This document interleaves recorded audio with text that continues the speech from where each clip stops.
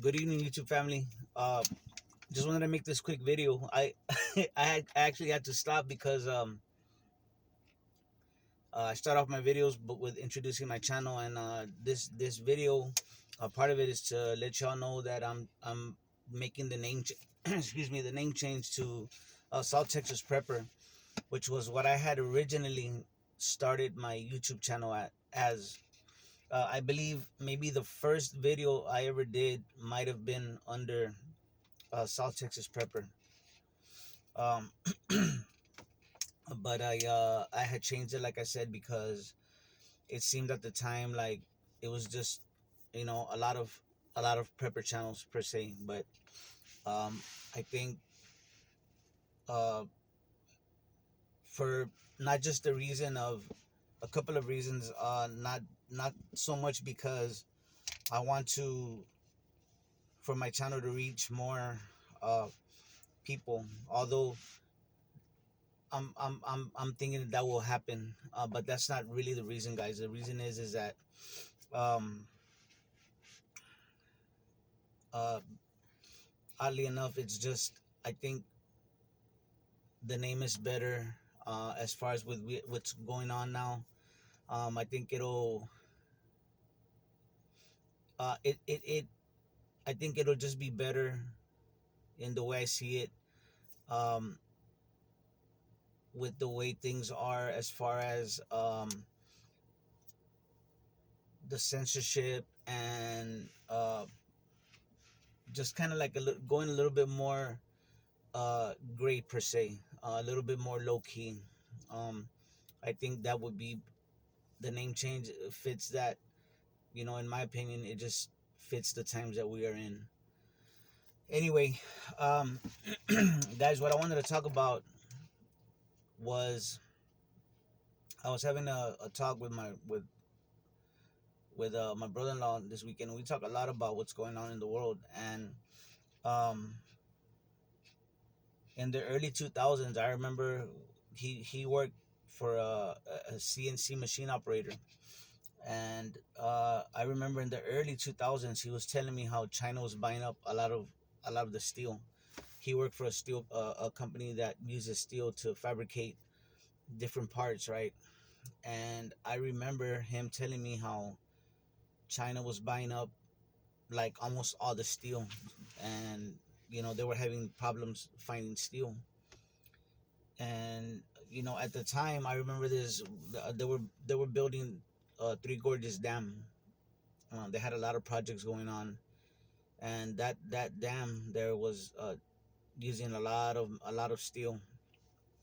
I wasn't. I didn't really think about it at the time that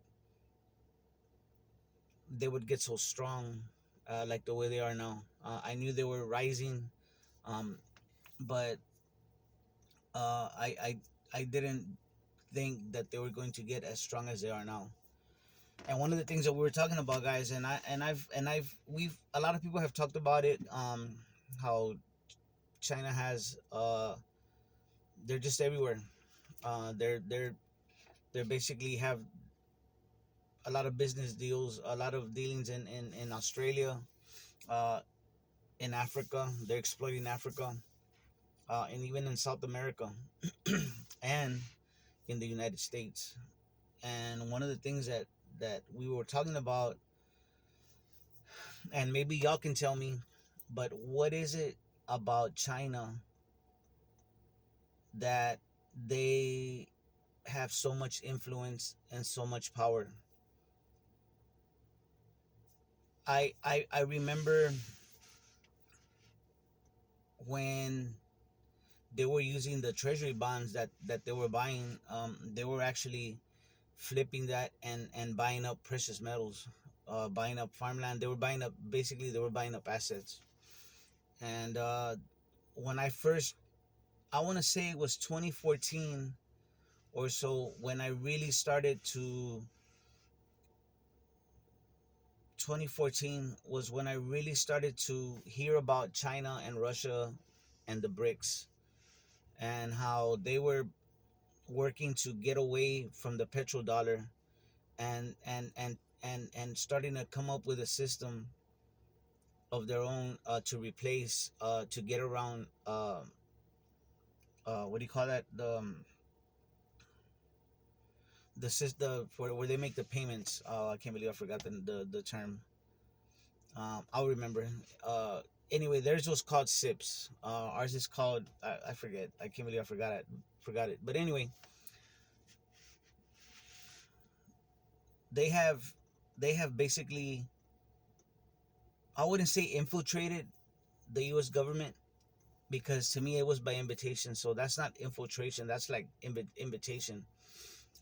They are basically buying up politicians, um, buying up land all over the place. They have free trade zones here in America. Uh, they're everywhere, and I wonder, why is it that we're sending so much grain? Like a lot of the grain is going to China, the oil going over there. We're basically exporting so much stuff over there, and the trade balance is like far from balanced. I mean, they're making more money from us than we are from them. So basically, our wealth is flowing east, and it really bothers me when I think about it. Um, why is this happening now? So much has gone on, especially since the health crisis, that before that I remember already thinking about. I had an idea in my mind of why this was happening. Again, they were buying up treasury bonds, um, and so knowing that the U.S. dollar is basically, garbage. I wouldn't say garbage because it's the world reserve currency, but they were cashing in their bonds and buying up assets, buying up precious metals. I know in the 2000s they bought up a lot of gold. The Chinese did, and so did Russia. But not just that, guys. They bought up so much land, so many assets. If I'm not mistaken, correct me if I'm wrong, but I had read that they had bought the Federal Reserve building in New York that belongs to China. Um, the thing with the United States is we're it's all business and everything's for sale. But I was I was looking into when Richard Nixon visited China in, what was it, like 1971 or something, um, and when they invited China to the World Trade Organization, all these things, like trying to pinpoint like what exactly happened. Well, I don't know if y'all are aware of this, but when Richard Nixon and Henry Kissinger, I don't know who else was in that trip, but I know, uh, at least this is what I heard on another podcast, that one of the first businessmen, actually it was before, I think it was before the Richard Nixon trip. um, George Bush Senior had one of the first businessmen to go over there to China.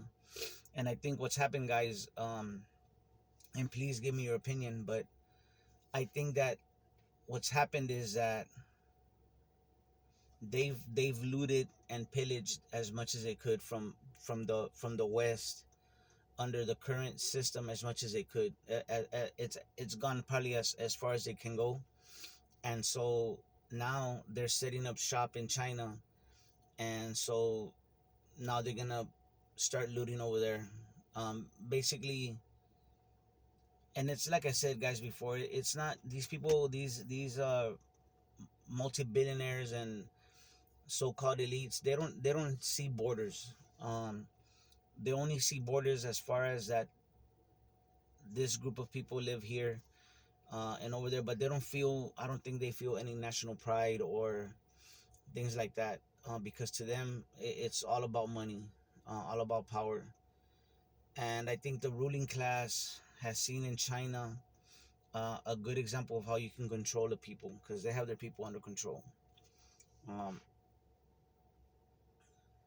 it boggles my mind. You would think, well, the businessmen here, you would think they would raise some kind of ruckus, that their business is you know it's it's not doing as well as it could be because of China, because of all the power they have.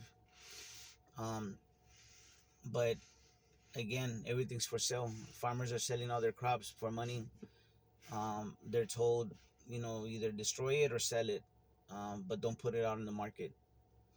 And you know, I'm I I'm I don't know really what to think.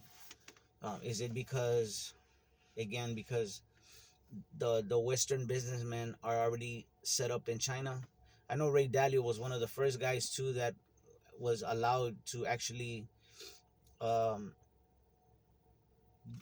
open up some kind of a bank, some kind of a bank over there in China, which is very hard to do, guys. It's very hard for a foreigner to put their foot in the door, but he's over there.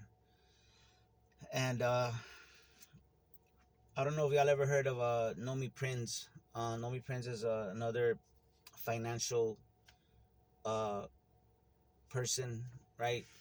And she was talking about how her kids are being taught Mandarin. She's not the first. I've heard other people where they're teaching their children Mandarin, uh, and that tells me that you know China is kind of like it's the in thing now. You know what I'm saying? But it just it's really been on my mind that what is it about them that they have so much power. They made a big deal about Nancy Pelosi and all that she was over there with going over there to Taiwan, which to me was nothing but theater. Even that she was over there because there was a story that because she went to go see the company that she has stock in or whatever. To me, all that is theater, guys. Honestly, um, why would we care that China was getting all mad because another we're a sovereign nation, and we're gonna care what another country thinks. you know I thought that was a bunch of BS. So I just want to know what is it about them, what exactly. They've stolen a lot of intellectual property, guys, a lot. They steal a lot of patents, and they make money off of it. um, this the Paris Treaty about the climate and all that. China is like one of the biggest polluters, and you know they are not even in participating in like this carbon, the caps, right, of the carbon emissions and all that. But we are the United States. They want to punish us, and they want to drag us kicking and screaming into this Green Deal, which is a bunch of BS. Uh, so we're building all these uh,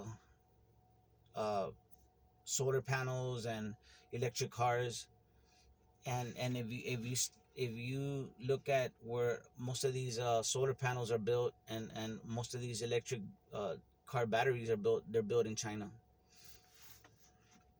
So it's like they're winning, they're double dipping, and not just in that, in almost everything.